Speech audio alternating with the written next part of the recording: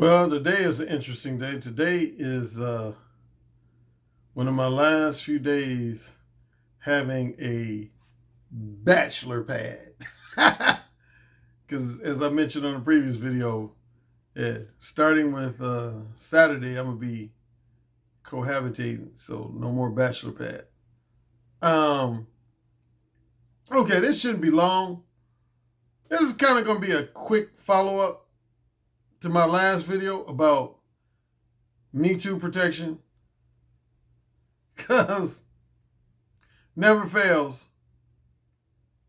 One of my followers sent me some print screens of some guys who were in another dating coach's comment section. I'm not going to name the dating coach, but most of y'all probably know there's who more than likely who I'm referring to, who has who goes by 3 letters in the same way I go by ARC. And this didn't surprise me because this dating coach himself has said this about me, but my follower sent me a print screen from some of this dating coach's followers essentially saying, Alan Roger Currie, man, they had like 2 or 3 criticisms of me. One was that they said my videos, I ramble too much in my videos, and they were complimenting him for not rambling. They said, so-and-so, you never ramble in your videos. You never go off topic. Whereas ARC, man, he always be rambling and going off topic. And I've heard that multiple times before. Hey, so be it. And then the secondary criticism was they said, hey, man, I don't know why ARC just don't get it, man. He don't realize, man, that, young guys who are millennials, they want to hear modern day dating advice. They want to hear modern day dating advice. They don't want to hear advice from a guy who talks about stuff that worked in the 60s, 70s, 80s, and maybe the 90s. They don't want to hear, all his war stories from the 70s and 80s and early to mid 90s. We want to know what works in the 21st century in the age of social media and Instagram, attention whores, and that type of thing.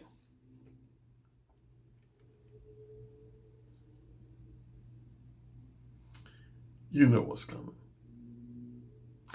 Insert dog face here.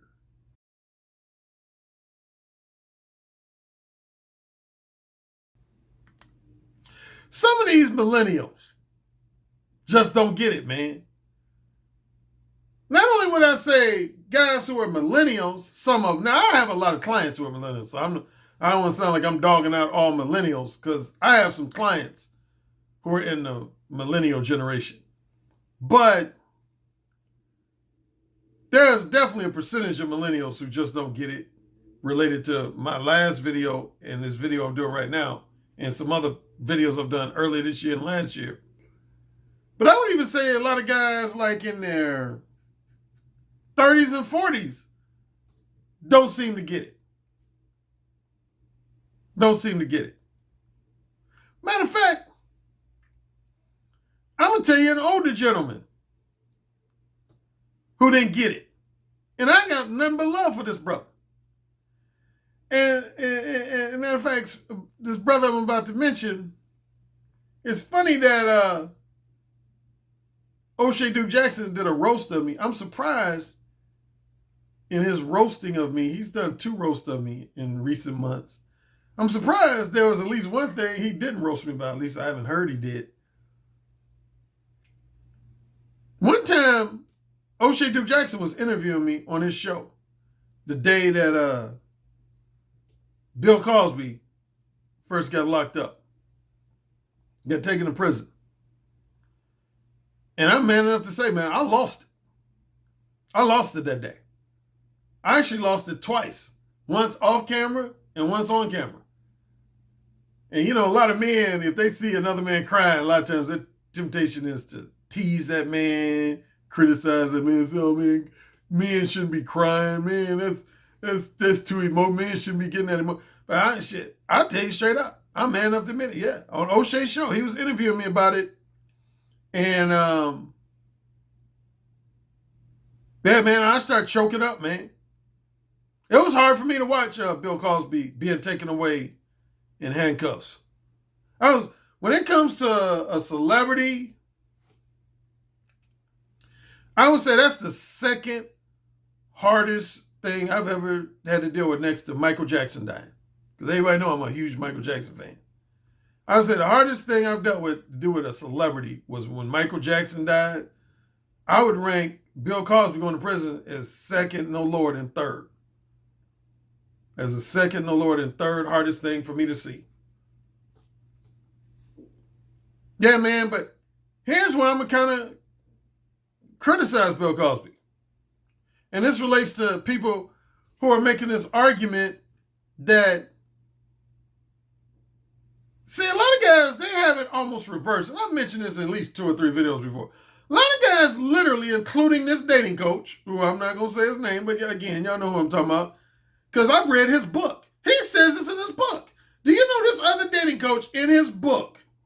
He actually says that one of the reasons he's against the idea of using direct verbal game is that if you use it with coworkers and business colleagues, you'll probably end up with a sexual harassment charge, which is not altogether false. That's not totally false. I would say that is actually at least half true, if not mostly true. So I don't totally disagree with him on that. If you're talking about specifically coworkers and business colleagues, he said, that was one of his criticisms. He said, I don't believe in direct game because if you use it with a coworker, a business colleague, a business subordinate, you're going to get accused of sexual harassment. And then he said, on a personal and social level, it could go as far as to end up with you in jail. Now, that's the part I disagree with. You can't go to jail for letting a woman know you want to fuck them. You cannot go to jail, at least not in this country. I ain't going to speak for all countries. I'll speak for the United States. Yeah, it is not illegal to let a woman know that you want to have sex with her. It could be argued that is socially inappropriate, i.e. rude. Some women might argue, feminist types might argue that it's even disrespectful and offensive. But of all the things it could be accused of being, it's not illegal. It is not illegal to let a woman know that you want to have sex with her. A woman can have the most negative reaction in the world, but you can't end up in jail over that. The only time you can potentially end up in jail or charged with some kind of crime is if while you're letting that woman know you want to have sex with her, you actually end up touching her. You actually end up groping her or something. Yeah, like if you start touching on a woman, groping on a woman or something like that, yeah, you could probably be accused of, some form of sexual assault. But verbally, you can't go to jail for letting a woman know you want to have sex with them. You can't go to jail for letting a woman know you want to have sex with them. But anyway, that's what this dating coach was suggesting in his book. But yeah, a lot of this particular dating coach's followers, and not just his followers, I'm not going to limit it to just this guy's followers and subscribers. I've seen other guys on YouTube make this argument, specifically about me. They'll say, oh man, I don't want Currie, he be talking about that Mode 1 stuff, but that Mode 1 stuff, that only worked in like the 70s and 80s and early mid-90s. And what's interesting, most of the guys who say that are guys that weren't even around in the 70s, 80s, and early to mid-90s. They weren't even around. So how the fuck would they know? How the fuck would they know? I mean, seriously, how the fuck would you know?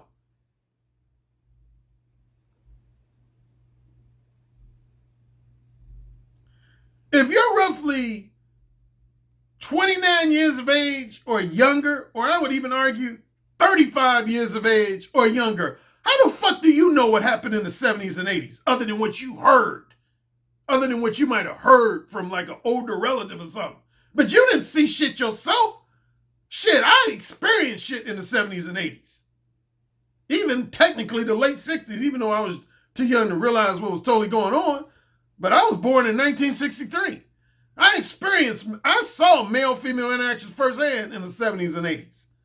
So a lot of these guys who be acting like, there's a lot of guys in their 20s and even very early 30s who be acting like they knew what went on in the 70s and 80s. You didn't know shit. Y'all wasn't around. Y'all wasn't around.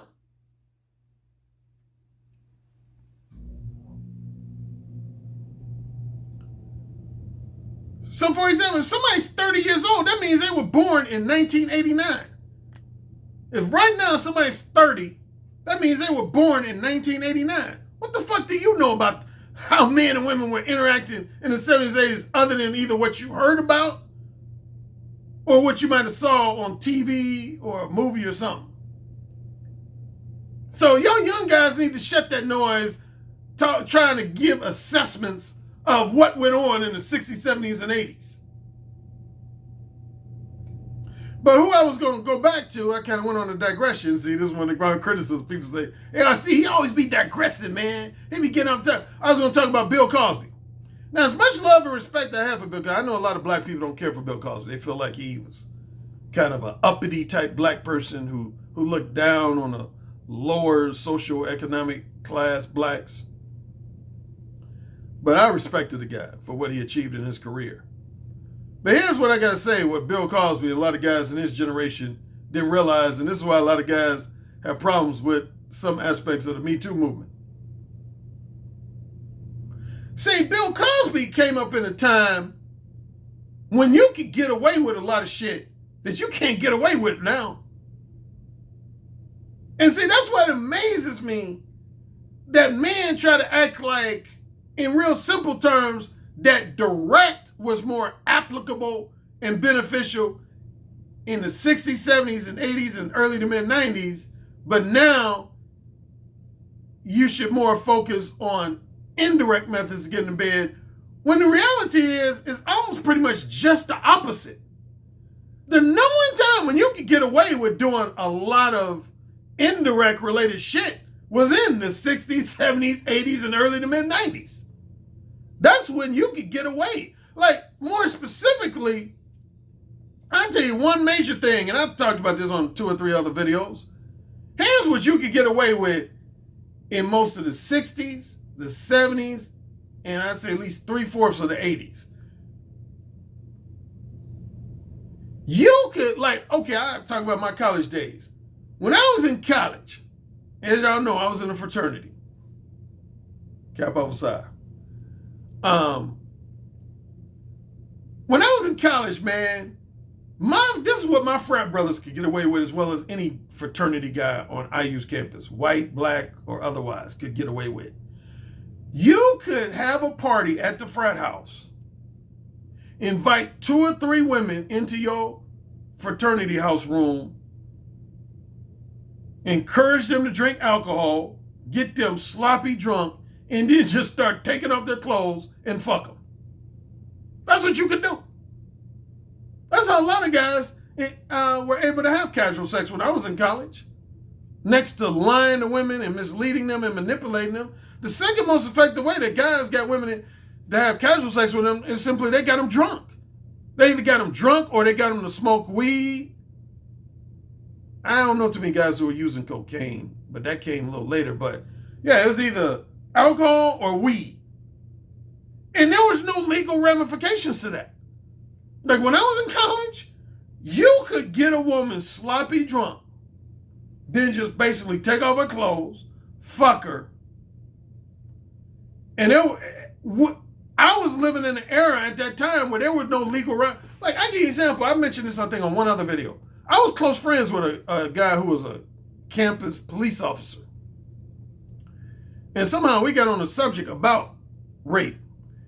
And he basically told me, man, he said, man, between me and you, Alan, man, do you know there's literally hundreds of unresolved rape cases on this campus? I said, really? Are you serious? He said, yeah. I said, well, what do you mean unresolved? I said, I thought rape was pretty black and white. Either you did it or you didn't. He said, well, here's the problem. And see, this is what changed later. He said, the problem is most of the women who've been accusing guys of getting raped, they knew the guys. They knew the guys. And see, the way our police office works is if you know the guy who raped you, we don't really technically consider that rape. Now most police officers do. And that's why, did you notice that starting with the mid to late 90s and definitely into the 21st century, the number of date rapes on college campuses almost like skyrocketed? Almost like skyrocketed? Like almost like overnight, just skyrocketed? That wasn't by accident. The reason why it seems like allegations and charges of date rape and sexual assault on college campuses just seem to, like almost out of nowhere, just skyrocket, is because that shit was always going on. It wasn't like it wasn't going on and then all of a sudden it started going on. The reality was it was always going on. It was always going on. But the difference was in the 60s, 70s, and I said minimum the first 2/3, 3/4 of the 1980s, there was no legal ramifications to that. Most police forces did not consider a rape truly a rape if you knew the guy. The only time they would really seek to prosecute a guy for rape is if that guy was a stranger. But if the woman openly admitted that she knew the guy for a number of days, a number of weeks, a number of months, a number of years, they wouldn't move forward with those cases because they would feel like, well, you knew the guy. So the attitude was, why were you in his room anyway? If you knew the guy, you chose to go into his room. He didn't force you to go into his dormitory room or his fraternity house room. He didn't put a gun to your head. So a lot of campus police officers, including the ones at Indiana University, they didn't consider that rape. They didn't really consider date rape rape. That didn't start changing until somewhere between 1988 and 1990. That's when things, matter of fact, one of the main women, and I mentioned her a number of times, one of the main women who caused that change was a woman I interviewed on Blog Talk Radio named Katie Costner. Katie Costner. I interviewed her on Blog Talk Radio. She was on the cover of Time magazine. She's considered the number one woman, or if not the number one woman, at least one of the top 2 to 3 women that basically popularized the concept of date rape. She was one of the first women in the country to make a public stink out of being raped by a guy that she knew. A guy that she knew, as opposed to a guy who was a complete stranger. And yeah, she ended up on the cover of Time magazine. Matter of fact, quick side note, I was actually supposed to be her assistant. I was supposed to, starting with fall of 2016, I was actually supposed to be speaking at a number of high schools and colleges about date rape prevention and its correlation to my Mode 1 approach. But a lot of the high schools and colleges, once they did their research on me and found out that I promote the idea of verbally seducing women and talking dirty to women in an X-rated manner, they were like, nah,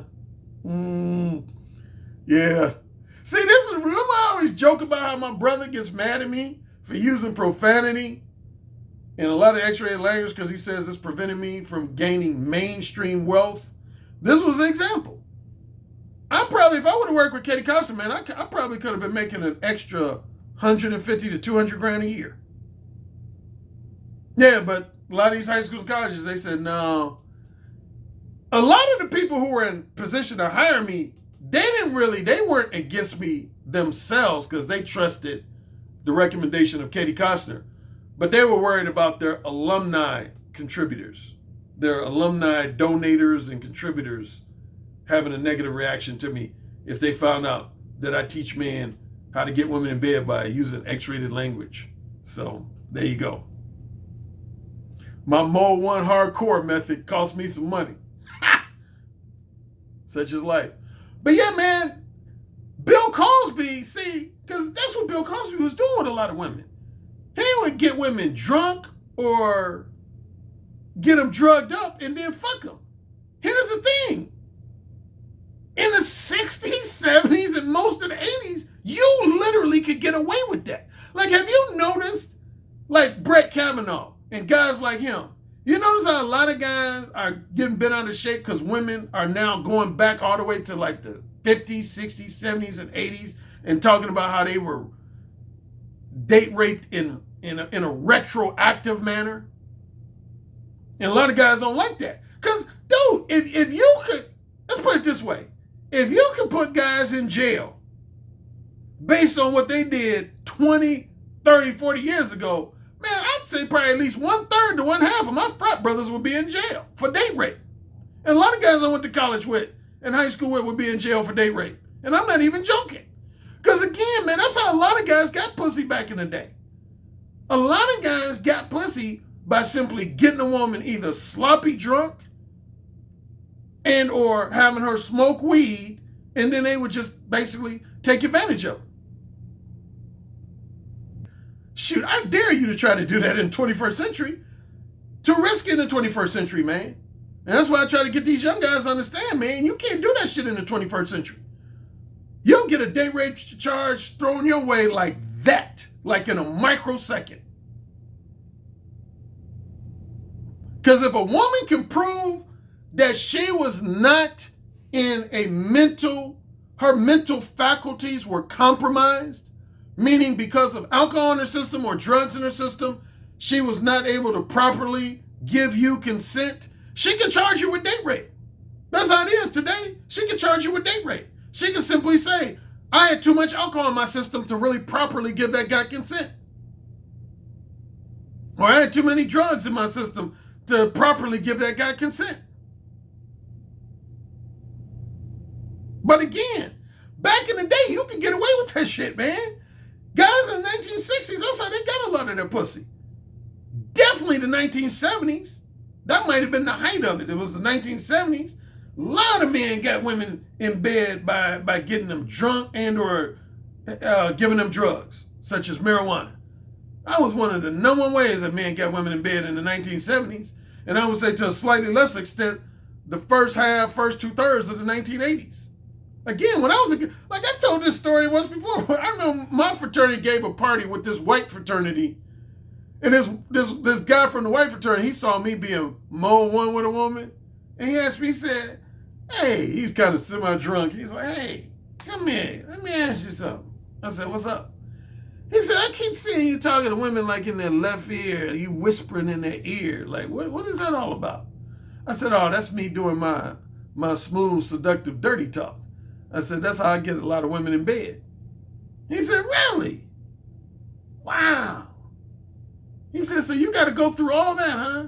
You got to do all that talking and stuff. He made it sound like it was something really lengthy and complicated. He was like, you got to do all that to get a woman in bed. I said, I don't consider that, something that's really, that requires a lot of effort or time or detail. I said, well, what about you? How do you get women in bed for casual sex? He said, oh, that's simple. I do it. Probably every guy on campus does. In my fraternity, we just invite girls over. We have them drink a bunch of beer, and then we just take off their clothes and fuck them. Now, see, if that guy was to say that in the year 2019 and somebody recorded him on audio video, that motherfucker would be in jail. That motherfucker would be in jail. Real talk. That dude would be in jail, man. His fraternity would be kicked off of campus if he was to admit that shit in today's society. His fraternity would be booted off of the campus of Indiana University. But see, in the early to mid 80s, you could get away with that shit, man. I don't do drunk sex, man. I've said this multiple times before. And I've even had guys criticize me, including some of my close friends. I don't do drunk sex. I never, ever, ever, ever, ever have sex with a woman for the very first time if she got drugs in her system or alcohol in her system. I never do it. Never, ever, ever, ever, ever do it. And I'm dead serious. I don't do it. Now, the last time I think I did something like that was probably the 80s. Yep. It was probably the early 80s. There might have been 2 or 3 times I did that when I was at Indiana University, where I think I had sex with a woman that had at least a little bit of alcohol in her system. But definitely, I would say start with roughly the age of 22, 23. I'd say absolute latest 25 and later. I don't have sex with women, man, for the very first time if they got alcohol or drugs in their system. If I can sense that a woman it got alcohol or drugs in her system, I don't care. That woman could be drop dead gorgeous. She could be butt naked with her legs wide open. I will not fuck her. And I'm telling you that's true. I will not fuck her. Too risky. Too risky. Too risky. I've never been accused of anything related to date rape or sexual assault, and I'm going to keep it that way. I'm 56 years old, and I've never had a woman in my entire life. That's one thing I've been accused of inappropriately using X-rated language and being too forward, too cocky, and all that type of stuff. But one thing I've never been accused of by a woman is inappropriately groping her or anything related to sexual assault or date rape. I've never, ever been accused of anything like that. I told this story, I think, once or twice before. I actually prevented a close friend of mine in Los Angeles from potentially being accused of date rape. We were coming from a club, and there were these 2 black women in front of us, and one of the 2 women, she was just like sloppy drunk. And she was a bad motherfucker. She was good-looking face, good-looking body. And my friend, she started kind of flirting with my friend. But it was obvious she was like drunk. And when he got to her friend's car, they start tongue kissing. And he was literally about to fuck her on the roof, or not the roof, the hood of her friend's car. And I just grabbed him. And he got mad at me. He was like, dude, what you doing, bro? What you doing? I said, dude, I ain't gonna allow you to do this. I said, that bitch is sloppy drunk, man. I ain't gonna allow you to do that. No. I said, no. Nope. I ain't gonna allow you to do it. He was almost ready to fight me, man. He wanted to fuck her real bad. I said, I ain't gonna allow you to do that. I said, man, this woman is drunk. She cannot give you consent. And her friend, who's not so drunk, is watching you. And so if the next day or 2 days or 3 days later, this woman was to accuse you of date rape, her friend would be the first one to say, yep, I was a witness to it. She sure did. He sure did. And sure enough, weeks or months later, he thanked me for it. At the time, he was pissed. But later on, he thanked me for it. He said, man, looking back on it, man, now that I think about it, man, you did the right thing. You did the right thing. He said, because these women will throw a false date rape charge on you in a second. But yeah, man, that baby was sloppy drunk, man. I don't encourage any of my male clients to have sex with women while they got alcohol in their system. A lot of argument I get is, well, man, what if I didn't force the woman? A lot of women, I've been in their presence. I didn't force them to drink alcohol. They chose to. Don't matter. Don't matter. You want to end up like Bill Cosby and some of these other guys who've been targeted by the Me Too movement? You want to end up like him? Now, Brett Kavanaugh, he got off because he had friends in high places. But if he was just a regular dude, man, dude, you don't want to make that. You don't want to make that mistake. One final thing, I was given in my Patreon exclusive portion a couple days ago, I was given reviews of a couple movies. I'll tell you one movie you should watch that's related to this subject matter. Is a movie called Havoc. Havoc with Anne Hathaway. Man, that movie's something else. Here's an interesting thing about that movie. 2 tidbits. Number one, it was so controversial before its release that they didn't even release it in theaters. It ended up going straight to video. Secondly, Anne Hathaway, who was one of the stars of the film, she refused to promote the film after she made it. She refused to promote it because she didn't like how it was edited. Here's why it's controversial, because If you had a movie that deals with the subject of date rape that totally makes the woman involved look innocent, and then you had another movie that totally makes the male look innocent, such as like a Brian Banks movie. This movie is like almost like right in the middle. It makes the woman involved in the situation kind of look half innocent, half guilty, and the man involved look half innocent and half guilty. I'll go ahead and give you a spoiler if you can handle it.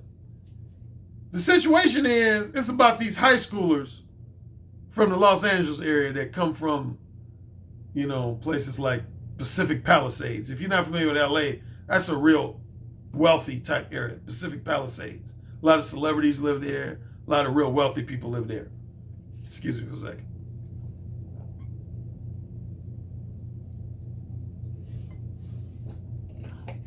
And they end up going to an area that's just east of Hollywood. And in case you don't know LA, I used to actually live in Hollywood. Once you get just east of Hollywood,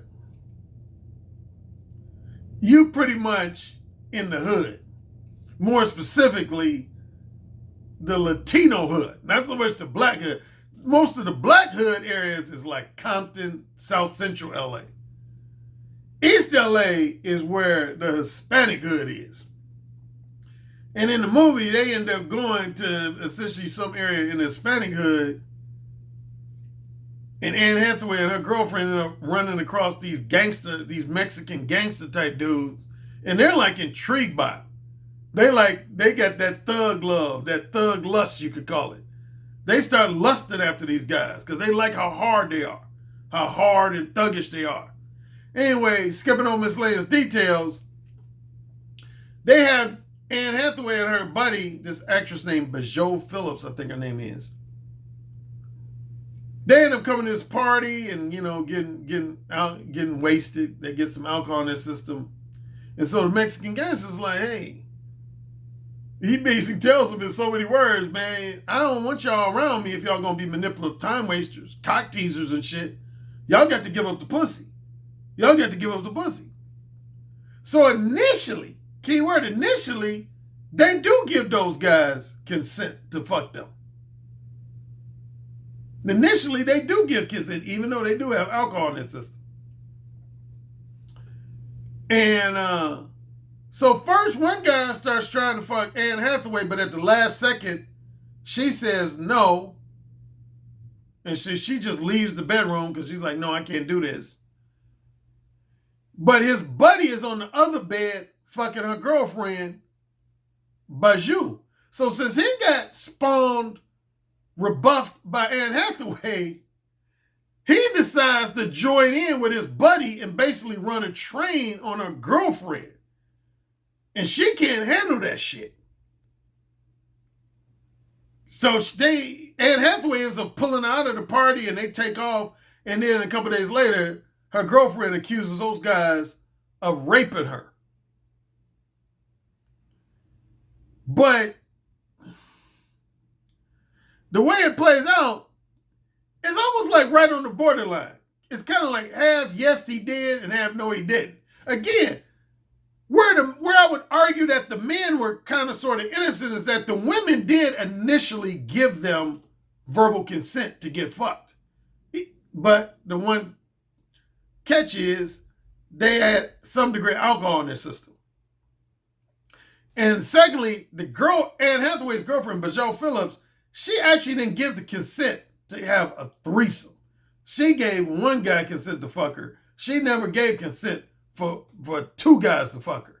And that's when she had a negative reaction, is when she had two guys trying to fuck her. I think one guy was trying to put his dick in her ass. And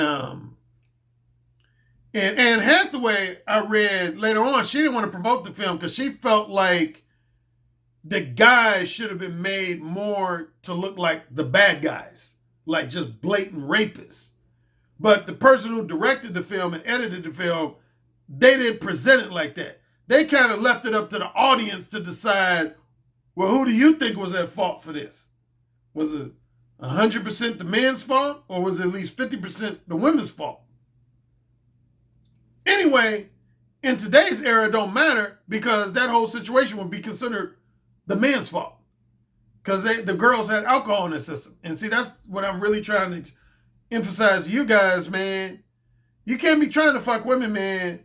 In this 21st century, particularly in this Me Too movement era, for any man to fuck a woman with alcohol for the very first time, your first time fucking a woman, and she got alcohol or drugs in the system, you are taking a huge risk.